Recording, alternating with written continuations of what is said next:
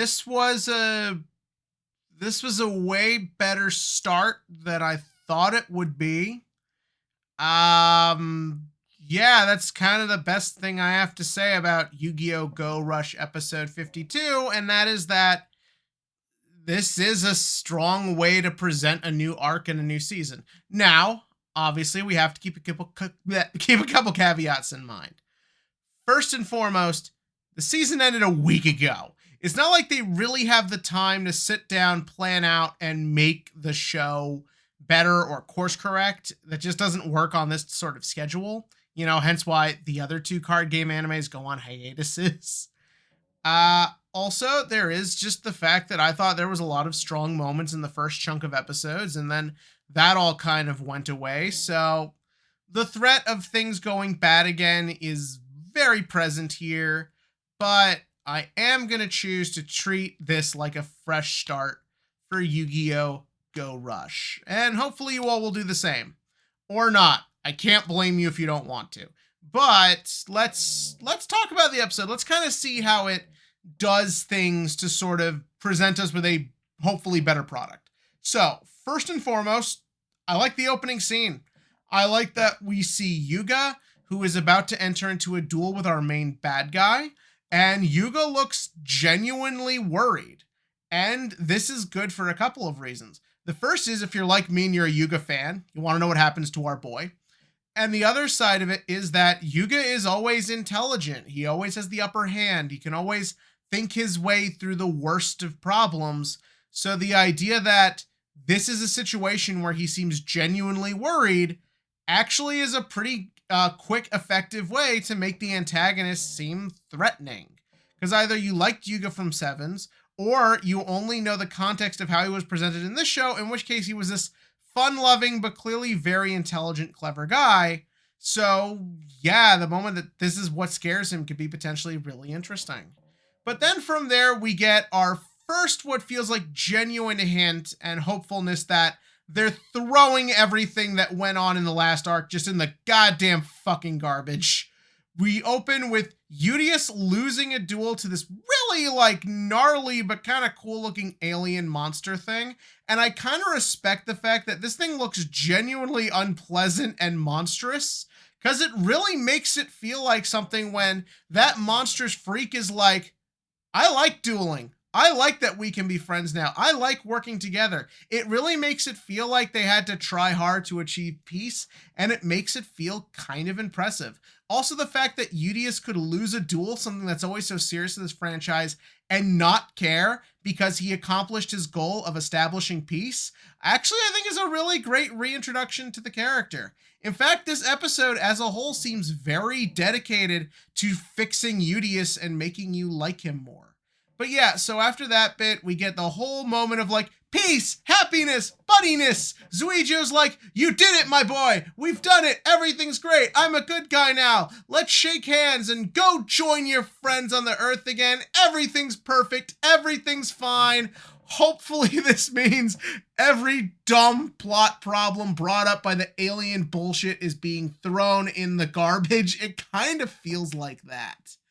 But yeah, no, so Udius and his 8.88 million countrymen, I don't know why they all are going with him, but yeah, they all go back to the Earth, where the plan is to meet up with somebody.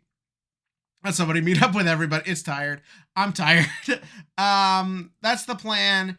They land on Earth, and you kind of know something's going to happen, and you're just kind of wondering when it's going to be. And effectively, it's when he lands, he sees that they've got a big welcome party for him. They do your classic Team Rocket pit trap. But another thing that sort of shows that they're hopefully trying to make Udius better is he doesn't fall for the pit trap, and the minute he gets a good look at everybody, he immediately knows something is wrong. Something I really didn't like about Udius in the first season is that his intelligence level was just all over the place. Sometimes he seemed smart, clever, and mature, just sort of hyperactive at times. And then other times he was just a genuine moron in ways that just made him unfun.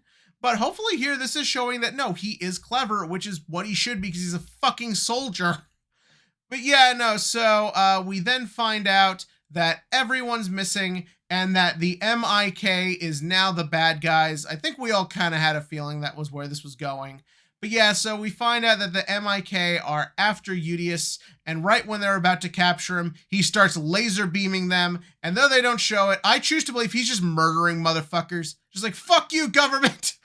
But no, right when they're about to send in more troops to capture him, it is revealed that Uamu sets up these big smoke bombs, tells Udius to go meet at a meetup point, and then Udius meets up with Uamu, where it turns out the biggest shocking thing to ever happen has now happened. Uamu is now in middle school. These characters can finally fucking age, and they can change their fucking outfits. You have no idea how much I despise Yuhi and Uamu's outfits. Remember when Yu-Gi-Oh characters dressed cool? Remember when they dressed in ways that reflected their personality? Okay, they're just wearing school uniforms in this, but fuck it. I'll take any outfit change as opposed to those weird, terrible orange jumpsuits they wore every episode. But yeah, we find out 2 years have gone by. You know what? Yeah, sure, why not? I kind of wish we did time skips in Yu-Gi-Oh more often. I get that you kind of want to keep everybody in the same age range to keep the same marketing material going. So I genuinely respect the fact that they've been allowed to age.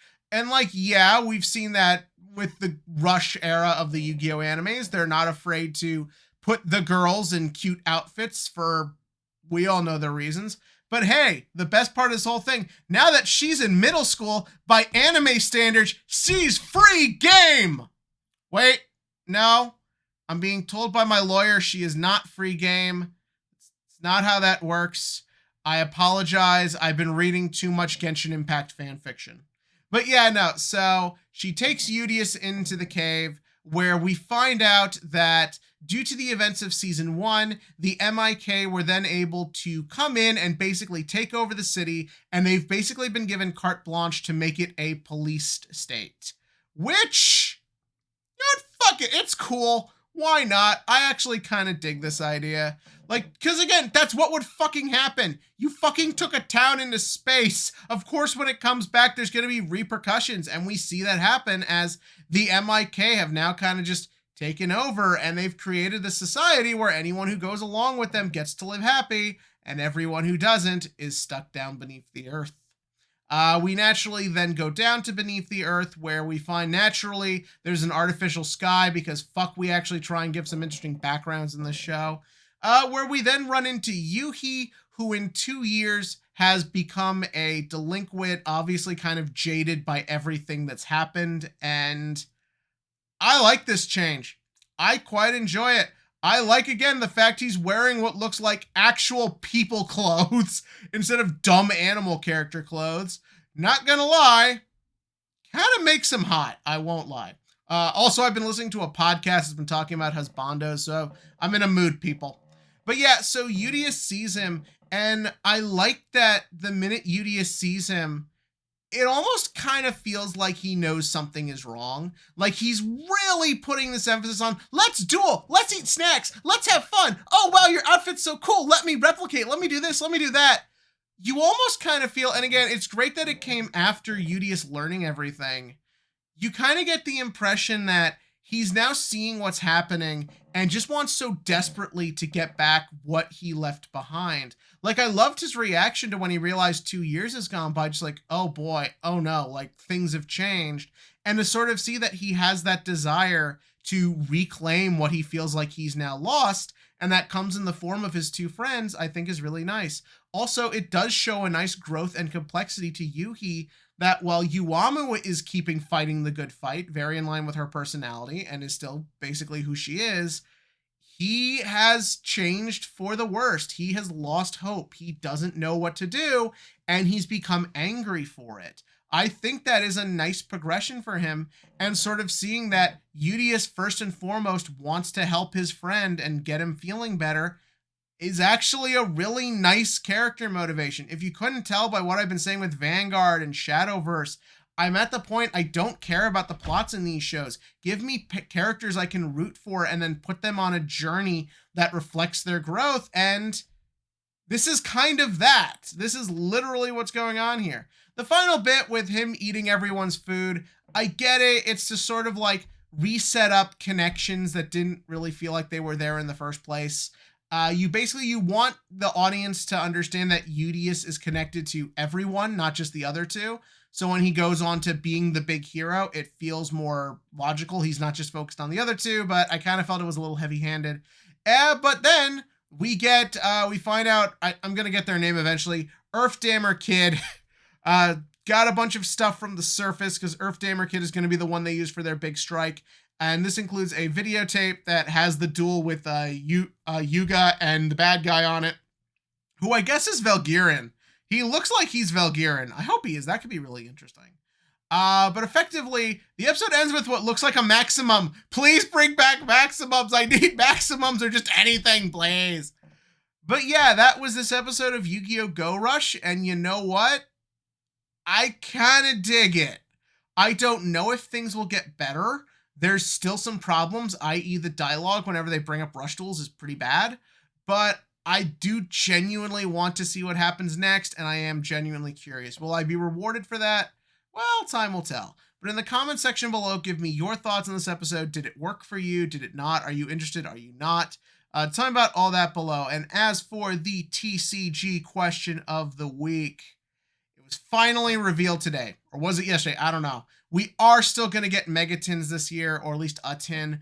I know a lot of us were getting afraid that we weren't, especially because some cryptic hints insinuated that we weren't. I think that was more in line to the idea of the tablet was over, which it was, and they were going to try something new. But we've been confirmed it will be a big 25th anniversary tin, which, fuck it, I'm for. I don't really like that the 25th anniversary rares is just the speed duel thing of the stamp on what looks like starlights. I don't even like starlights, but at least it's something. So my question to you is, do you like this idea for the tins? What do you want to be on the tins? What are you hoping to be in the tins? Because we've all assumed for months Pote would be what would sell the tins, but between the unlimited edition and the ban list hits, I don't know what sells these tins now. Probably just the novelty of being 25th anniversary. Although Ethereum, the Regulus reprint would be kind of nice. But give me your thoughts about that below. And as always, click to like, click to subscribe, and join me next time to see if things continue to get better.